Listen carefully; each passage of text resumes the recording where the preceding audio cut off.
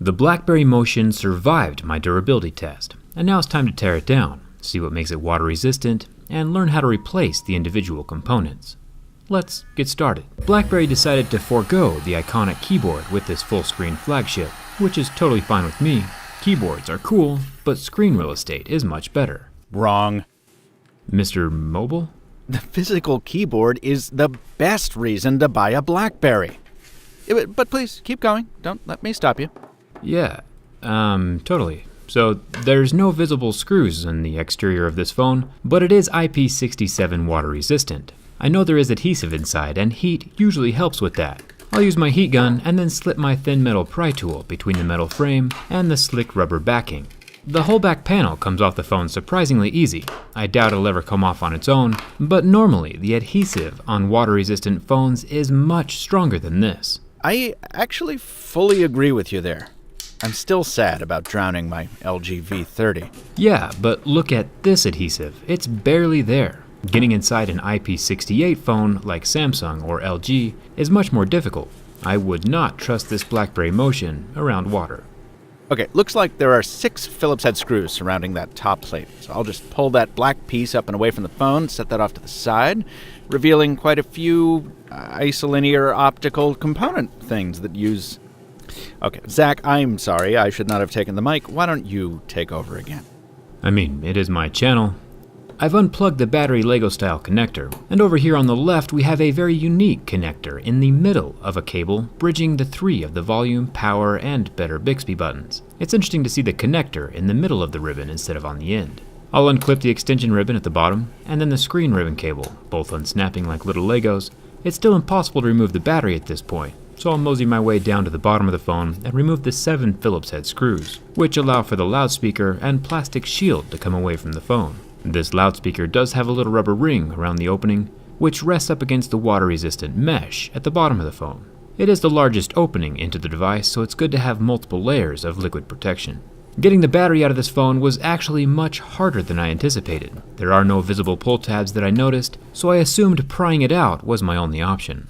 Turns out I was wrong, and the pull tabs, there were 3 of them, are just tucked up underneath the motherboard, making a motherboard removal pretty much mandatory if you want to replace the battery. Just remember to take out that SIM card tray first. Yeah, of course, I usually always remember that part. It's got a little rubber ring to help keep water from ingressing through that little slot.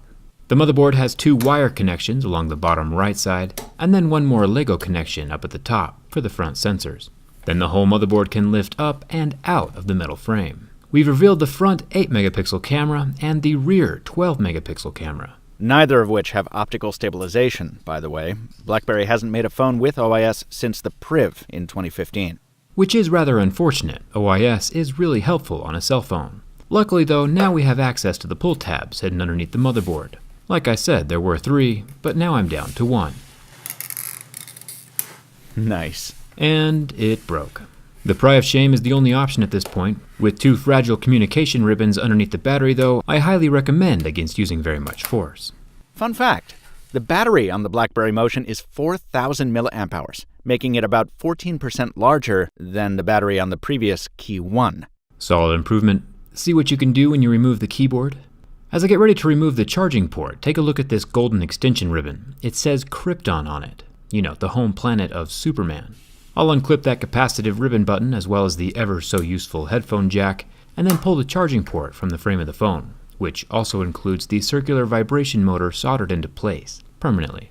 Normally we would see a large rubber ring around the charging port, like there's been on Samsung's, iPhones, and LG phones, but this little guy does not have much rubber at all.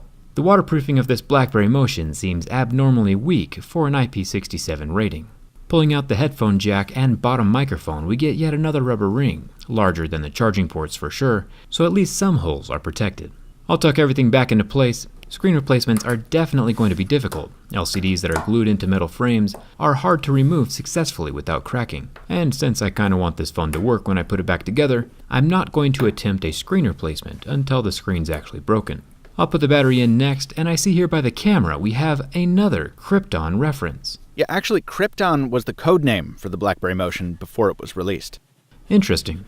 One more thing to point out before putting the phone back together is this water damage indicator, When water does seep inside this phone, the circular white sticker will turn pink, and you can see if it's pink or not simply by taking out the SIM card tray and peeking inside. I'll get the motherboard back into place with its 2 wire cables on the bottom right side, along with that golden extension ribbon, the screen ribbon, and the battery ribbon. And the side buttons get plugged in as well with that unique connector. Okay, I've got this part. The black plastic goes over the top of the motherboard with its 6 Phillips head screws, and the SIM and SD card tray can slide right back into the slot it came from. Nice work, Mr. Mobile. Bottom plastics are in place with yet another codename Krypton reference, and then the candy cane-shaped back panel can latch on over the top of the phone and click down into place along the sides. Not too bad. Not a super huge fan of how hard the battery is to replace, or that the water resistance seems less than optimal.